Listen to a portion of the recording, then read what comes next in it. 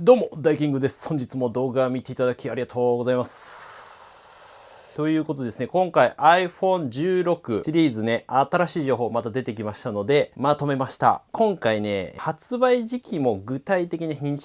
にちがね、出てました。話題になってますけど、円高が進んでおります。というか、少しね、この日経平均とか株価もこう上下してますので、価格ですよね。値段どうなるのかっていうのも試算してみましたので、ね、そこら辺気になる方もね、最後までね、ぜひ見てもらえばと思います。待った方がいいんですかっていうのもね、今までの意見とまた少し変わってますので、はい。いろいろこう情報が出揃ってきて、今本当の待った方がいいんですかっていうやつをお話ししますので、ぜひね、チェックしてもらえばなと思います。で、今までの動画もね、ぜひ見てもらえばより分かりやすいかなと思いますので、ぜひ最新情報知りたいって方はね、高評価というか、チャンネル登録、通知ベルを押してもらうといいのかなと思いますので、よろしくお願いいたします。ということで、一緒に見ていきましょう。ラインナップね、今までよりざっくりとご紹介しますと、iPhone15、iPhone15 Plus、iPhone15 Pro、15 Pro Maxっていう感じで4モデルございます。今ね、価格が12万4800円、13万9800円だったかな。はい。15 Pro が15万9800円で、15 Pro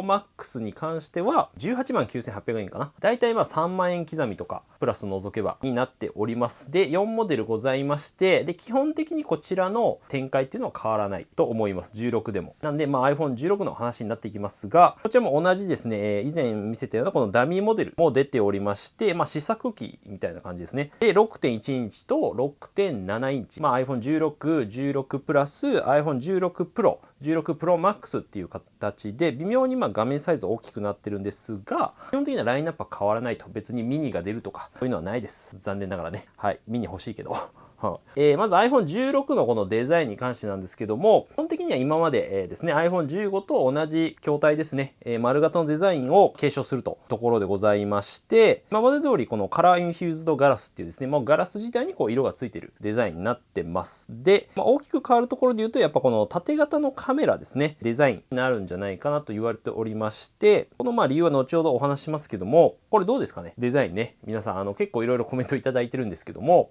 好意的なものから、いや、またこれなんか戻ったんじゃないかとかね、いろいろ、iPhone、10とか、そういったね、時のデザインに近いかなと思うんですけども、あとカラーバリエーションに関してですね、カラー何が出るのかっていうところで、ちなみに iPhone15 に関しては、ピンクとイエローとグリーンとブルー、あとブラックかなの5色展開だったんですけども、今言われてるところで言うと、ブラック、ホワイト、イエロー、パープル、ピンク、グリーン、ブルーっていう感じなんで、基本的にはそんな変わらないかなってところではあります。ただホワイトはね、白は出るのかどうなのかなって感じありまして、15でなくなっちゃったんですよね。あとプロダクトレッドとかも結構よく聞かれるんですけども、おそらくないだろうというところでございます。この薄っぽいね、感じっていうのが今までだったんですけども、この最近になりまして、なんかね、ダミーだと思うんですけど、出てきて、このソニー・ディクソン氏っていう方ですね、この方もちょいちょい当たってるんですけども、ダミーが出てきてるんですよ。見てもらった通りですね、少し濃いめの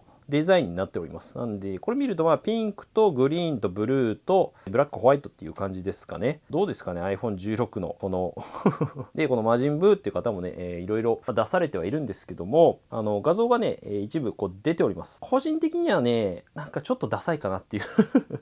濃い色になってるんで、どうだろうな、これ。で、なんか怪しいなっていう感じはしてますけどね。こんながっつり変えるかなっていう、個人的には思いました。どうですかね、皆さんどう思いますか？ぜひね、コメントいただければと思います。おそらくいろんな試作機ってね、やっぱ iPhone って作るみたいなんですけど、デザインとかのそれの一つなんじゃないかなっていう気がしてます。それがただ流出しただけなのかなっていう感じです。はい。今回16のモデルに関しては全部A18 チップ、最新のものがね、プロモデルと一緒のものが乗るんじゃないかなっていうことを言われてまして、これおそらくですね、今回 Apple Intelligence っていうもの、AI の機能が新しく入るんですけども、はい、そちらに対応させるために全部新しいチップにするんじゃないかなって。今までは1個前のチップが、例えば標準モデル iPhone15 とかはね、iPhone14 Pro に載ってたやつが載ったりしてたんですけども、で、またこの5つの iPhone っていうのをね、登録されておりまして、はい、さっき言ったの4つじゃないかってね、どういうことだっていうことなんですけども、今回ですね、なんで16、16プラス16 Pro、Pro Max の他におそらく考えられるところで言うと iPhone SE4 かなという第4世代ですね。だいぶ何年、3年、4年ぐらい出てないと思うんですけども、こちらに関しては iPhone14 をですね、ベースに作られるんじゃないかなと言われております。なんでディスプレイがですね、6.1 インチとかなりまして、見た目が iPhone14 みたいなデザインですね。ノッチがこのあるデザインで Face ID になってがおそらく A18 チップになるみたいです。はい。多分 Apple Intelligence を載せてくると思うんで、そう考えると最新のものが載るんじゃないかなと。で、カメラも48メガピクセルなんで4800万画素。で、もちろん 5G サポートして、バッテリーも多くなりますよね。なんでね。で、USB-C ですね。だいたい2025年のね、3月初頭ぐらいと、3月初頭というかね、3月ぐらいじゃないかって言われてるんですけども、もしかしたら思ったより早いタイミングで来るのかもしれないです。9月はちょっとどうなのかわかんないんですけども、10月とか11月とかもあるのかもしれない。これはわかんないです。登録されたってことはおそらく近い、登場が近いのは確かかなと思います。はい。で、一応 iPhone16 がベースになるっていうね、噂もあるんですが、これはおそらくね、なんかデマっぽい感じはしますけどね。iPhone14 もね、まだ、販売してるというか生産してると思うんで、その個体を使うんじゃないかなと思いますけどね。iPhone16 に似せちゃうと iPhone16 がね、売れなくなるんじゃないかなっていう気がするんで、差別化してくるんじゃないかなと思いますけどね、Apple は。どうですかね、この辺もぜひコメントいただければと思います。で、一応新機能に関してはですね、まず、アクションボタンですね。こちらに関しては、iPhone15 Pro にもすでにある機能ではあるんですが、音量ボタンの上に、今まで、ミュートボタンっていうね、カチカチっていう、消音するためのね、音を鳴らさないようにするためのスイッチみたいなのがあったと思うんですけども、こちらが、ボタンになって、いろんな機能を割り当てられるものになっております。これはおそらく来るんじゃないかなと。すでにもう15 Pro でね、搭載されてる機能ですので、ただあんまり使わないです。してないです、僕も。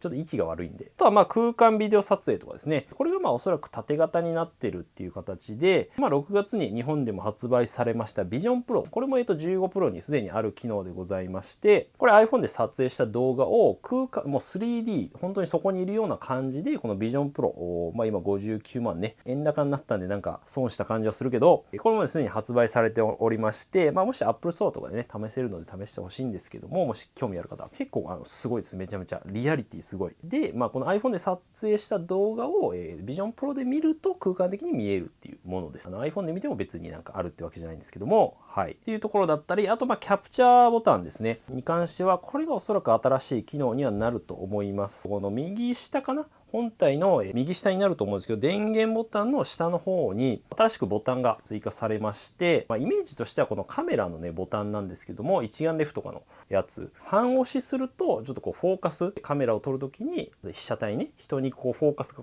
ピピって合うみたいなね、カメラ好きな人分かると思うんですけども、とか、そういったもの、シャッターボタンみたいなものが iPhone につくんじゃないかなって言われております。実際にXperia とかソニーのスマートフォンとかでもあったりするんですけども、目玉機能の一つなんじゃないかなということでございます。左右でスワイプしたりとかすることで、焦点距離ですね、近づいて撮ったり引いたりとかが、本当カメラを使うような感覚でできるんじゃないかなと言われておりますけども、どうでしょうかね。こちらどう思いますか？ぜひねコメントいただきたいと思います。触覚フィードバックというか物理的なボタンじゃなくて押すと押した感覚があるようなね、実際も iPhone とかにある機能ですけどっていう風になるみたいということで、次 iPhone16 Pro のねデザインに関してなんですけども、結論から言うとそんなにね変わんないと思います。ほとんど15 Pro で結構チタニウムっていう素材が使われて、今この持ってるやつですね、僕が結構変わったのであんまり変化はないかな正直ねと思いますが、言われてるところで言うと、側面がですね光沢のある素材に光沢のあるチタニウム素材に変更されるんじゃないかなと言われております。はい。iPhone13 とか14 Pro、13 Pro、14 Pro に採用された、ステンレスのような光沢感。こういうの好きな人はいいかもしれない。あくまで噂ですけど。あと新色でですね、カラーとしてはこのローズゴールドがね、登場するんじゃないかと言われておりますが、正直怪しいかなって思ってます、僕は。でもなんか、シャインゴールドみたいなね、言われてて、全然出なかったんで。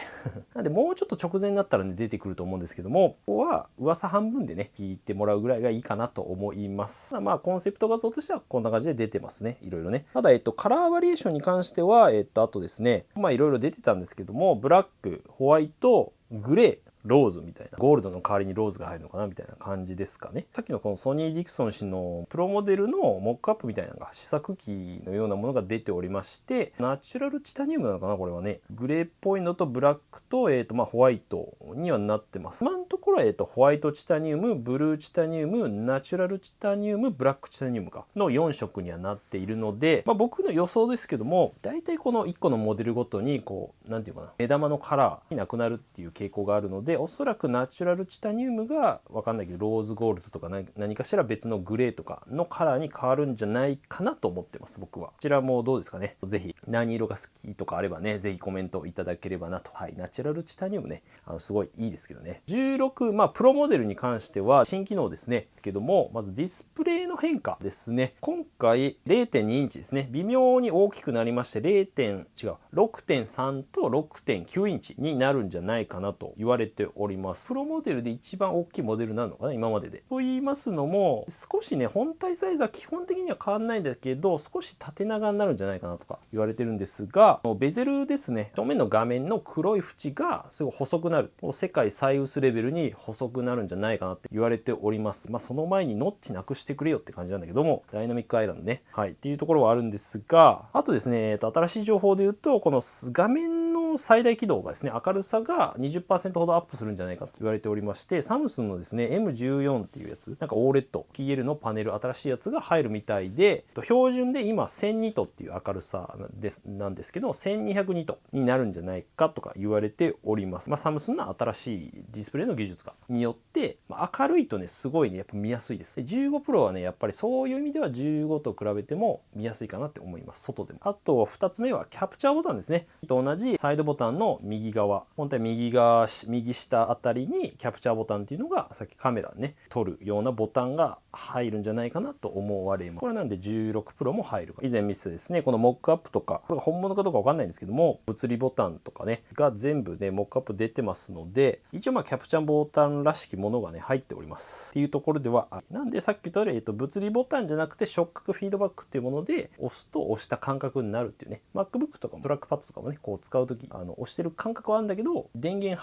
切れてるとね、押した感覚ないんですよ。だから面白いんですけどね、触覚フィードバックっていう反応を返してくれる、ボタンみたいな感覚で使えるものになるだろうと。はい。で、あとカメラ機能に関してなんですけども、16 Pro に関しては、48メガピクセルっていうのはメインカメラはね、同じですかね。4800万画素は同じですけども、この超広角カメラ、大きい画角、広く画角撮れるものは、こちらも48メガピクセルに対応するんじゃないかと言われております。なんで4000、今、1200万画素なんですけども、4倍ぐらいにはなるんじゃないかなと。明るさですね、暗い場面で明るく綺麗に撮れるんじゃないかなと思います。今まで15 Pro Max だけに入ってた5倍ズームが、5倍の光学ズームが、16 Pro にも採用されるんじゃないかなということでございます。ただなんか面白いのは、もしかしたら iPhone 16にも5倍ズーム入るんじゃないかなとか、光学ズームですね。綺麗にこう遠くのものを撮れると。はい。5倍ズーム結構ね、楽しいです。ただね、3倍ズーム使えないんだよね。Pro Max だと。15 Pro は、ね、3倍ズーム使えるんですけども、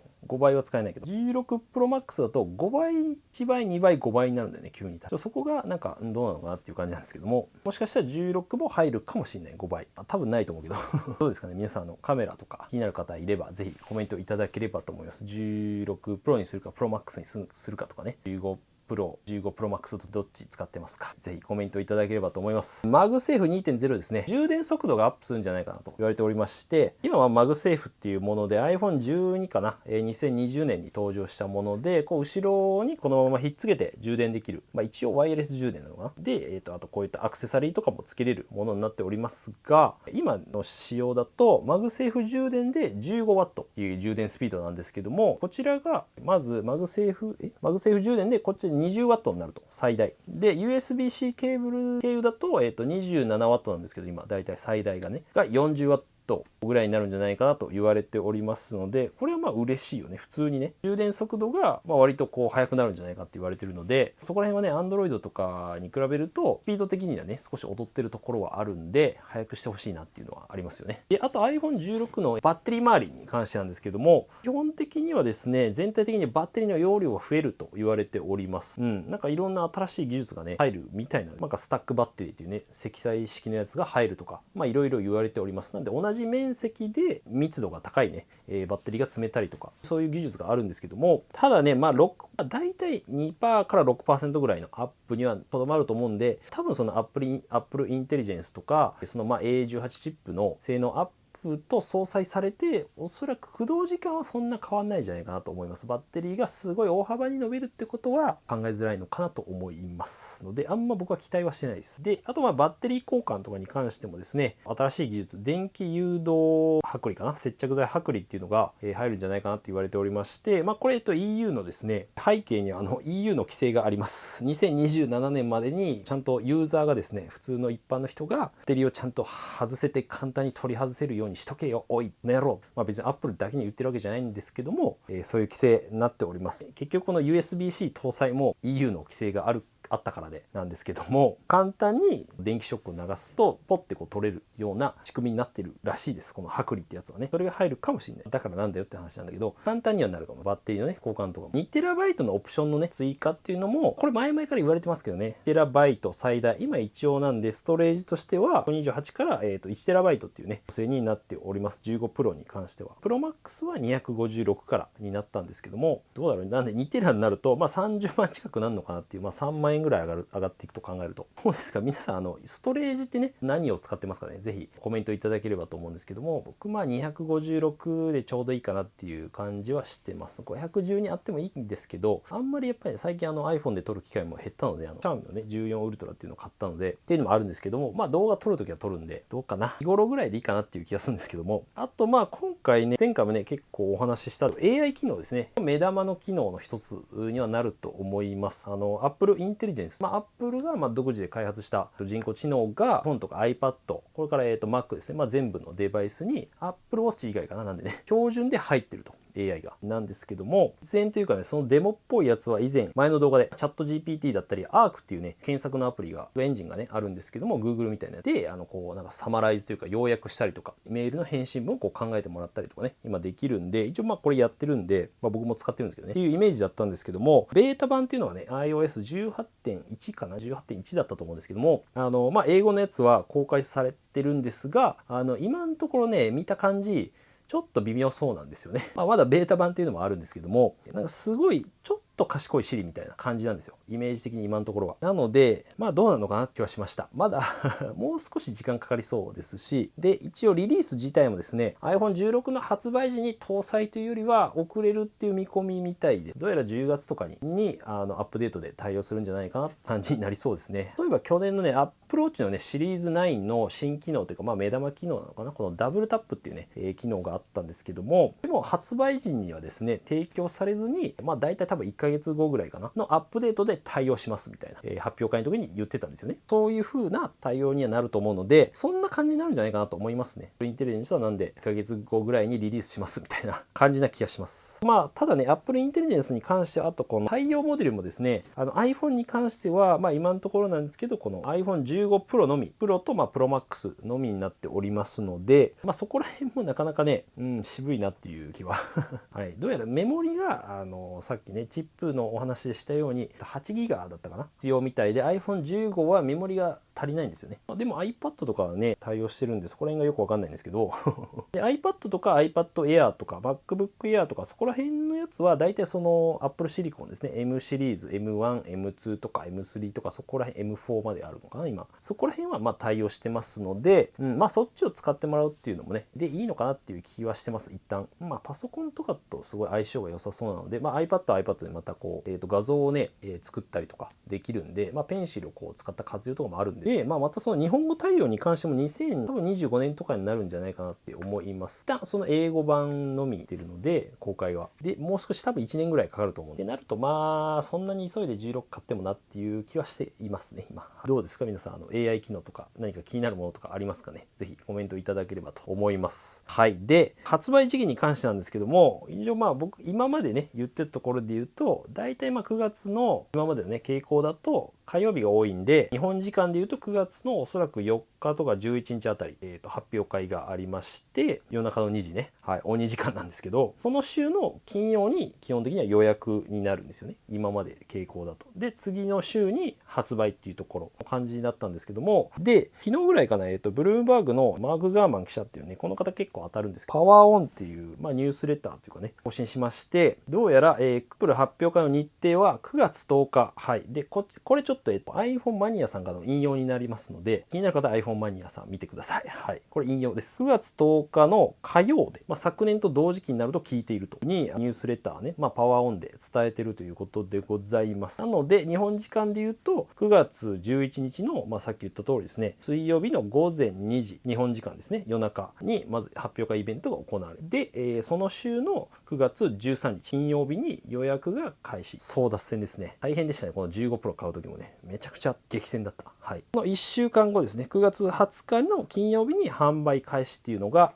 なるんじゃないかなっていうのが見込まれるということでございます。僕もおおむねおそらくこのようになるんじゃないかなと思いますね。さすがに9月、去年だったかな、9月7日とか、結構早いタイミングで出たんですけども、今回やっぱりその Apple Intelligence との対応もあるって考えると、あんまり早めに出しちゃうとね、こうリリースまでの時間がかかってるように見えてしまうので、おそらく9月11とか18あたりが、リアルなんじゃないかなと思いますね。ただ18日にしちゃうと、もう9月終わりぐらいに発売がなってしまうので、そうなるとちょっとどうなのかなっていう気はするんで、あんまり遅らすのもね、もしかしたら10月に何かしらね、また Mac とか発表されるかもしれないし、はい。こんな感じのスケジュールが割とリアルなんじゃないかなと思います。価格に関してなんですけども、今、iPhone 15 Pro に関しては15万9800円かね。で、iPhone 15が12万4800円になっております。これ、1ドルですね。昨日すごい下がったんですけど、この価格は1ドルだいたい160円で計算されています。で、この値段。昨日からね、皆さんご存知の通り、すごい下がって、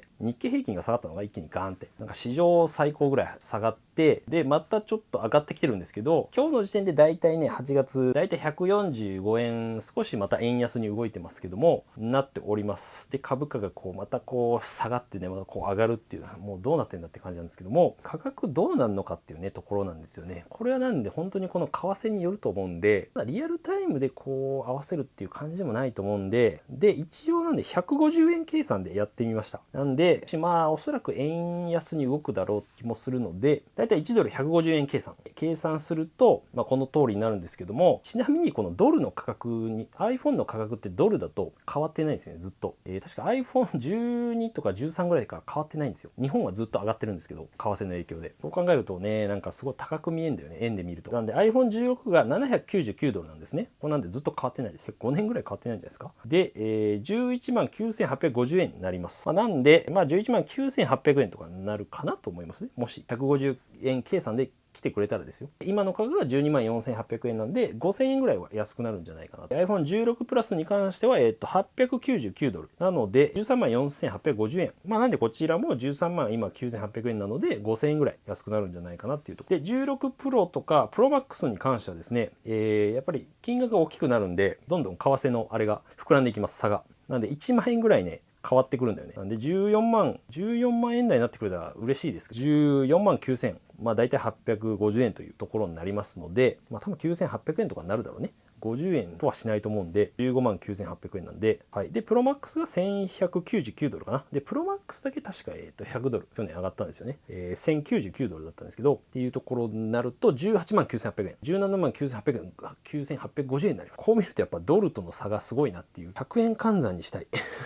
ですけど、ぐらいだったからね。だってね、昔、7万ぐらいだったもんね、iPhone13 とか。12とかそんな感じだった気がするけど。ですので、はい。もし150円で推移してくれればっていうことですけども、ただ今の値段の据え置きの可能性も全然あると思いますので、この為替次第っていうところはあるんでね、はい。皆さんどうですかね、値段はどれぐらいなら買いますか。ぜひコメントいただければと思います。はい。僕はいくらでも買います。はい。11万円台になってくると嬉しいね。すごいね。なんか安く感じる？わかんないけど、今まででは高すぎたのか。ということで、最後じゃあ iPhone16 待つべきですかっていうところなんですけど、とはいえもう1ヶ月ちょっとぐらいで出ます。毎年出てるんでね、絶対とは言えないけど、ほぼほぼかなっていうところなんですけども、もう待ってもいいでしょう。別に急いでないならですよ。ただ別に、今まで見た通りですね、これどう思うか人次第かもしれないですけども、そんなに変わんないかな。15からね、比べるとですけど。っていうところはあるので、あとその SE4 に関しても、もう少し近いのかなっていうところはあるので、はい、待てるのであれば、そこら辺も検討してもいいのかなと思います。特にやっぱ16で大きい点といえば、この AI 機能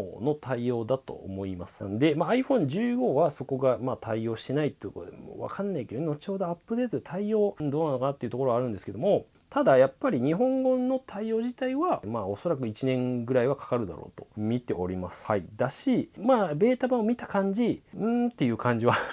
これをその Apple Intelligence のために変えるかっていうインパクトがあるかっていうと少し微妙な感じはしてます。僕が見たところはですよ。待たなくてもいいかなっていう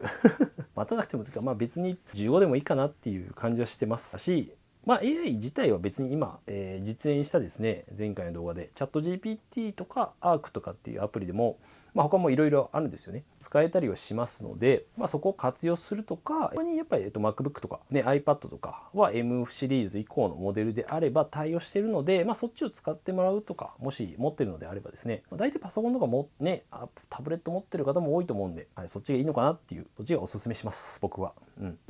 変に無理に iPhone16 買うぐらいであれば、無理に買うっていう感じはないかなっていう、気はします、正直ね。ので、なんで16と15どっちっていうね、これ前回やったけど、AI 機能がそんなにちょっと微妙になってきたんで、はい、iPhone15 と15買っても全然いいかなと思います、僕はね。割と15もね、レビューしてるんですけども、完成度高いっていうか、ほぼ14プロなんで、何がほぼなのっていうのはちょっとレビュー動画見てほしいんですけど、話すと長くなるんでね。なんで iPad とかね、Mac とかで活用してもらう方がいいのかなっていう思います。AI とかに関しては。はい、他はそんな劇的に変わるかっていうところはあれなんでね。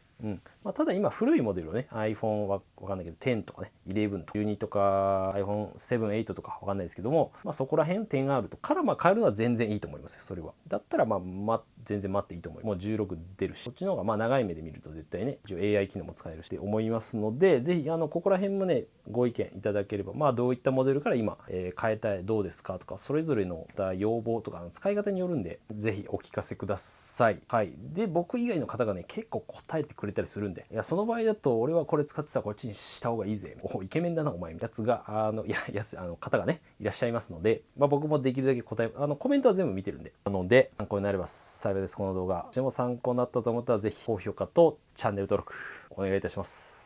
さっき言った通り iPhone15 のねレビューとかケースとかもですねレビューしておりますので、また iPhone16 も出たら解説しますし、レビューももちろんします。買うんでね、どうせ買うんで、はい、ケースとかもねレビューしていく予定でございますので、ぜひ今のうちにチャンネル登録ね、はい、あと通知ベルを押してもらうと最新情報届きやすくなりますのでチェックしてみてください。あと最近TikTok の方もですね、ショートも上げてますけども、TikTok 頑張ってるんで TikTok とか X もやってるんで、ぜひフォローお願いいたします。また違ったところ、いいところだけ切り取ってとかやってるんで、また次回の動画でお会いしましょう。良い一日お過ごしください。じゃあまたねということでね、今日もね結構喋っちゃいましたけど、いろいろ出揃ってきましたね。もう少し多分直前になるとね本当に出てくるんで、多分今のうちにチャンネル登録しておいた方が自分で言うのもあれだけど、直前でね去年も結構出てきたんで、あくまでね噂なんでね、話半分で聞いといてくださいね。外れたじゃないかたまに来るんだけど、いやそもそもちげえからみたいな、できる限り確定までいかないけど近いんじゃないかなっていうのは選んでます。もちろんいろんな基本的には海外のねサイトから全部ソースがあるものを出してるんで、内容がねどうしても似通っちゃうところはあるかもしれないですけど、他の人ってね分かんないけど知らないけど、他の人見てないから楽しみですね。はい別にただねいろいろ喋りたいだけだから、暑いねってかね、どうなってんの35度って。